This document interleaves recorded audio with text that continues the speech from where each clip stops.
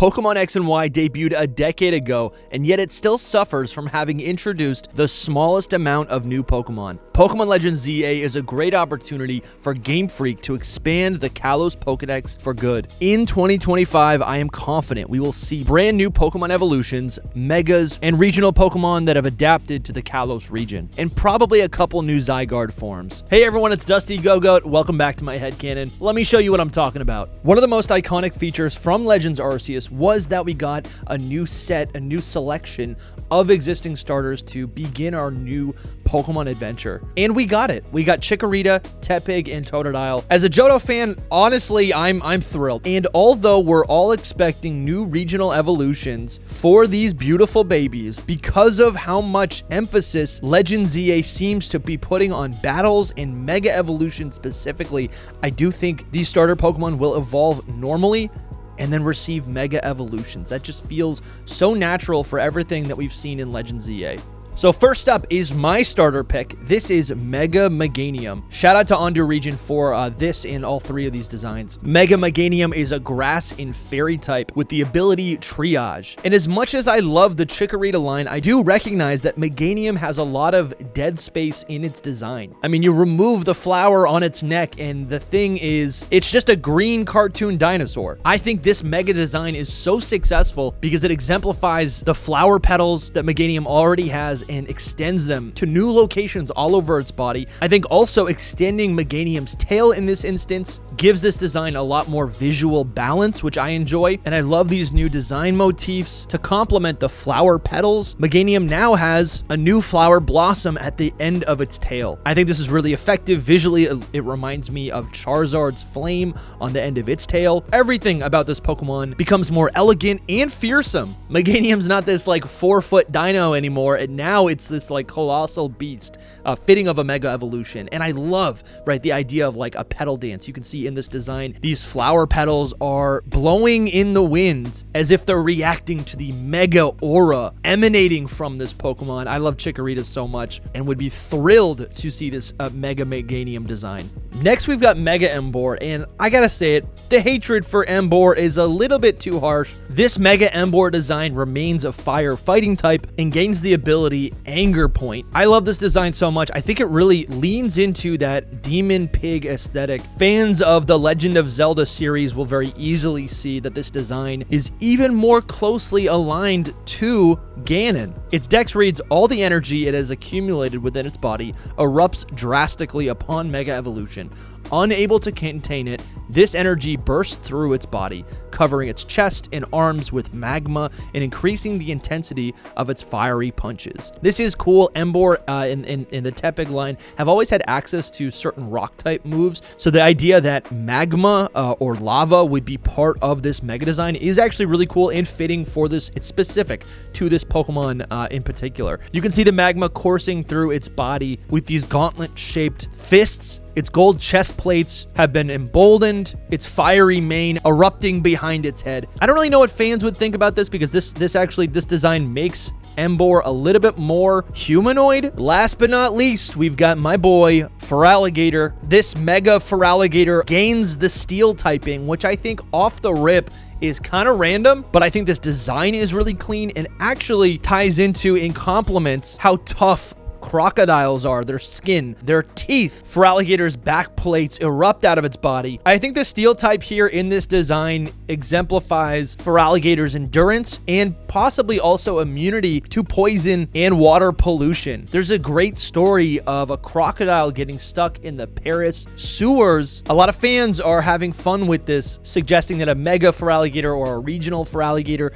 could gain the additional poison typing. But gotta be real, kind of like the steel type a little bit more. Its dex reads that its body weight increases considerably upon Mega Evolution. However, its powerful arms allow it to swim at the speed of a Barraskewda without any trouble. Its powerful jaws can chew through stone and metal, slicing them as if they were mere French pastries. Yeah, the steel type, I think, works really well with this design. But here's the thing, I don't think these are going to be the only starters we receive in Pokemon Legends ZA. I believe there will be a character who will give us another choice between 3 starter Pokemon. And the twist is, in this game, we won't be receiving the Kanto starters with their Mega Stones. We will instead be receiving the Kalos starters. The Kalos starters are the appropriate and most nostalgic starter Pokemon for whoever's going to be playing this game. And just like the set of Kanto starters that we get in X and Y, these new Kalos starters will get brand new Mega Evolutions for their final forms. This is Mega Chestnut by the Ondu region. Mega Chestnut is a grass and steel type. Chestnut's armor reaches a level of hardness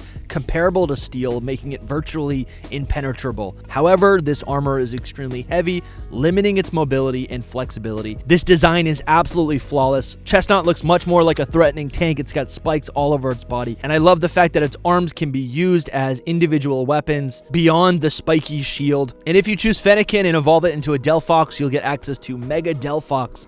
This Pokemon remains a fire and psychic type. This is so beautiful, it makes sense that its wand would extend into a staff. Its robe expanding. The purple coloring throughout this Pokemon is, I think, exactly what Delphox always needed. The fiery power of Delphox significantly increases. If you focus intensely on the flame of its staff, you can see the most cherished desires projected into an ideal future. We all know that Game Freak loves Greninja. This is what a Mega Greninja would look like. By Mega Evolving, Greninja attains a mastery in ninja arts that would normally take thousands of years to achieve. Mega Greninja has the ability to manipulate the surrounding humidity to create weapons, such as shurikens and swords, extending the reach of its attack. It can also generate a water clone that assists it in combat. Greninja's new color is black, which is a reference to its shiny, and the red crest on its head is an homage to its battle bond with Ash. I've always been a Chestnut stan, but if we get these Megas, I'm picking Greninja. But when we're talking about Legend ZA, I think it's not all about the designs. Game Freak, when they are creating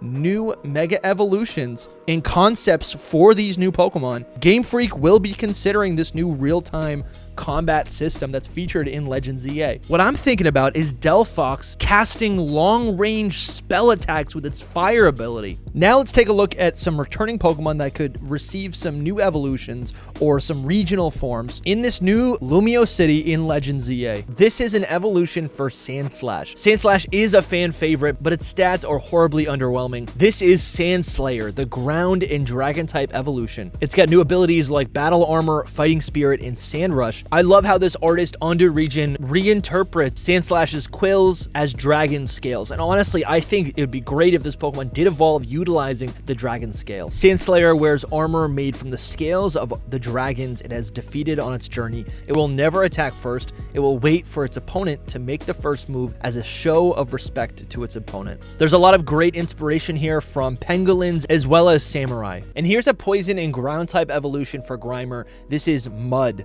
the swamp Pokemon. Grimer fused with that environment to gain the ground type. You can see this Pokemon has started to incorporate elements from that area, including pebbles, stones, pieces of grass, as well as a fallen tree branch. I've never really liked that muck doesn't have a stable form or silhouette. Of course, mud is a liquid until it dries out and hardens. This allows mud to stand upright and reveal a true body. When it sleeps, its body loses consistency, turning into a kind of puddle of mud. Be careful if you step on it, as it may wake up and swallow you by accident. Jinx was once in a trio with Magmar and Electabuzz, but never received a third evolution. I think Jinx could evolve into the maternal Pokemon Amoris. Its body proportions have been stretched, and it looks more like a pocket monster, which I enjoy. And best of all, you can actually see ice elements within the design. And its ice tiara also kind of imitates the horns of a Viking. Next, we've got an evolution for Arbok. This is a poison and dragon type. And of course, the name is Silasab the K is silent because this is Basilisk backwards. This could be another dragon scale evolution. I love how the artist has made Arbok look even longer and more intimidating, and its hood has split and expanded outwards to resemble that of dragon wings. This Pokemon is an absolute menace and might actually make me a little bit afraid of Team Rocket. This is a fun one. This is Polysur, the water and ice type evolution for Poliwhirl. Poliwrath is a brute. Politoad is kind of a goofball, but this Pokemon right here is the serious one of the bunch. This takes inspiration from the glass frog, as well as a Colombian fable that tells the tale of a young adult frog who doesn't listen to his parents and finds himself in a bit of trouble. What stands out to me is the anatomy is very similar to Greninja. I think there's two King's Rock evolutions, Slowpoke and Poliwhirl, but what if Psyduck evolved with the King's Rock? This is Duck King, the royal Pokemon. This is by Mimi on Twitter. Psyduck has always had uncontrollable headaches because its psychic powers are so overwhelming. But when the King's Rock is placed on Psyduck's head, it attracts a Shelder, allowing Psyduck to evolve the same way that Slowpoke evolves into Slowking. Ducking is a water and psychic type. Its head is now stress-free thanks to Shelder absorbing all of the overflowing psychic power within it. Let me change it up a little bit. Here's a regional form for Farfetch'd. It's normal and water type. This Pokemon's feet and beak become blue, and I think it looks a lot more like a Mallard. This Pokemon could now evolve into a regional Surfetch'd. It's not a Sur, it's a Surf. Fetch. Very simply, this duck is a surfer, and its leak becomes a surfboard. There's not much more to say about this. This is a cool one by Mr. DJ Walnut. Voltorb and Electrode are the classic and original mimic Pokemon disguising themselves as Pokeballs. That's why they look like Pokeballs. But in the Pokemon games, a Pokeball in the overworld also indicates a found item, and the most valuable found item would be a golden nugget. This is a Steel and Fairy type regional, or possibly convergent Voltorb and Electrode. They're gold orbs, very shiny, extremely valuable. The type swap here is really good. Steel and Fairy is a great type. I like the idea of new Fairy type Pokemon being added to this new Kalos Dex through these older Pokemon getting new regional forms. And I think the gold color actually is a fair callback to its lost electric type. All right, Mr. Mime is another creepy Pokemon, but mimes are associated with France and the Kalos region. I like the idea of Mr. Mime evolving and choosing a life of crime. Mr. Mime could evolve into this dark and fairy type evolution, Mr. Crime. It's got this black and white color palette. I like the implied shackles on its wrists. It's got this mean demeanor, and the biggest indicator here for me for why this Pokemon is dark type is that rather than leaning on miming, this Pokemon gets its hands dirty and picks up actual weapons, actual objects, right? Which is against the entire philosophy behind miming and the miming code. Something that I love about the Pokemon world is the inclusion of baby Pokemon. There's a lot of Pokemon that seem like unruly beasts, and I can't imagine them popping out of Pokemon eggs. So while baby Pokemon are kind of useless, they do help me out with world building. This is a baby form. It's just a ground type. It's got a single horn that kind of functions or looks, I think, like a leash. You'd put a leash on a dog or a puppy, and the horn on its head is now moved back down to the top of its collar, and it's cute. But then I thought, let's get a little creative. Let's give a dragon type evolution to Onix. Onix is literally a sand serpent, a desert worm. But I want to let you know first that you can help support the creation of original Fakemon designs just like this one, the ones in this video and all the other videos on my channel. You can help fund the artists who create these Fakemon by becoming a Patreon supporter or by becoming a channel member right here on YouTube. Your support goes directly into the pockets of the artists who I commission for these designs, as well as the editors that help me make these videos possible. Onix and Steelix both learn a lot of dragon type moves naturally, so I commissioned Mamasart to create this ground and dragon type Onix evolution. I have not thought of a name yet, so let me know what this thing could be called in the comments. My favorite thing about Steelix was its massive jaw and head, so I kept that. There's also additional thorns or scales all the way down its rock body, and because it evolves with the dragon scale, I've incorporated this blue draconic color all across its body. You can see the baby blue erosion marks. This was inspired by the erosion of rock formations. I wanted to show the progression and the experience that certain Onix will undergo over time. In combination with the dragon scale, they will get the dragon type, becoming this behemoth of a Pokemon. I think this is my favorite Pokemon that I've ever created, and I couldn't have done it without the artist. His links will be in the description. And you know, we're really leaning into the dragon type evolutions in this episode. So let's take a look at Zygarde and the X and Y legendary Pokemon. Both of these forms are valid, and I could see in Pokemon Legends ZA, as we build up Lumiose City, there's a threat to the ecosystem. This is where Zygarde steps in. I think we will likely face off against Zygarde in this game. I think we're going to be able to fight Zygarde at its varying percentage forms. And I don't think Game Freak would give us a spiritual Pokemon Z version without the inclusion of the legendary Pokemon from X and Y, Xerneas and Yveltal. Here are two amazing fusions